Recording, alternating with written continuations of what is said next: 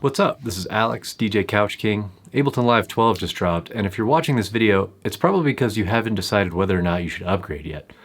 Maybe you're new to making music and you're not sure if it's worth the money, or maybe you've been making music for a while and you're still on the fence. Today, I'm going to try and help you decide if upgrading to Ableton Live 12 is right for you. Before I get started, Ableton did not sponsor this video, no money exchanged hands, I was not paid for anything I'm about to say, and my YouTube channel is not officially affiliated with Ableton in any way as of recording this. Ableton already published a thorough list of the new features on their website. You can easily find all of that in a quick Google search. You don't need me to read you a list.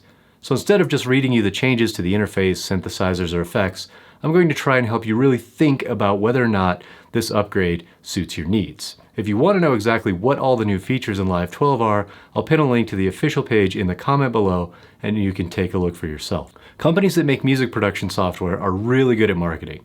They hire marketing people to get you excited about a new product launch, so you open your wallet right away, pay a couple $100 for the update, then more often than not, you just keep using the software the way you were using it before. So before you open that wallet, let's talk about a few questions you might want to ask yourself. The first question you might ask yourself is, how will I benefit from this update? Are there new additions to the app that are going to enhance the way I like to make music? Is there something new in the features that looks interesting and might inspire me to come up with new ideas? Or am I just paying for a bunch of stuff I'm never going to actually use? If you're not sure, here's a way you can answer this question for yourself. Open up one of your projects, take a look at what you actually use when you're making your music. Now take a look at the list of new features in Live 12, then try to decide if there's anything that looks like it will really add value to your creative process. If you're someone who uses mostly third-party plugins and not a lot of Ableton's built-in devices, then it's probably not worth upgrading for new instruments and effects. Every previous version of Live supports plugins. But if your project is made up of mostly things like EQ8, operators, simpler, etc., you might get a lot of value out of those new instruments and effects. Here's another example. If you like to work mostly in audio clips, or recording live instruments to audio, are you going to get any value from those new MIDI features that let you do things like create randomized notes? Sure, that stuff can be really cool and a good way to come up with new ideas, but if you're a guitar player or singer who doesn't use MIDI tracks often, it's probably not going to help you. That said, if there's something that looks interesting and exciting to you, maybe it's worth moving on to the next question. Is it worth the cost? I don't mean are they charging the right price for the software. Ableton is a good solid company with good developers. They set the price, and I think the price is fair. I mean, is it worth the cost to you and your specific situation?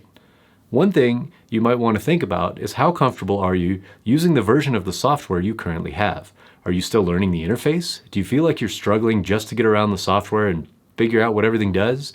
If that's the case, will buying a new version that has even more stuff make your life easier? Or is it just tacking on more things for you to learn? When I was first starting out making music, I spent a lot of money on things I didn't need. New software was a big one. I used to just throw money at every new plugin or software update whenever I could so I didn't feel like I was falling behind. That feeling of FOMO, like you won't be able to keep up with the industry, is exactly what the marketing people at software companies are paid to make you feel. That's how they stay in business. The update to Live 12 Suite from Live 11 Suite was around $200 US, even with a pre-order discount.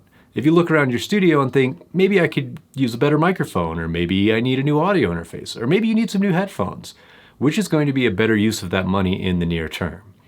If you're a professional musician, audio engineer, or music producer making a living from Ableton Live, the answer is probably yes, it's worth it.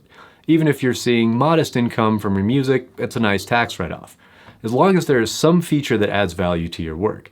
But if you're someone who's new to making music, not seeing any income from it yet, and on a tight budget, maybe that money would be better spent elsewhere in your studio, which brings me to my last question. Is the version you're using already doing enough? You don't need the latest version of any software to make good music.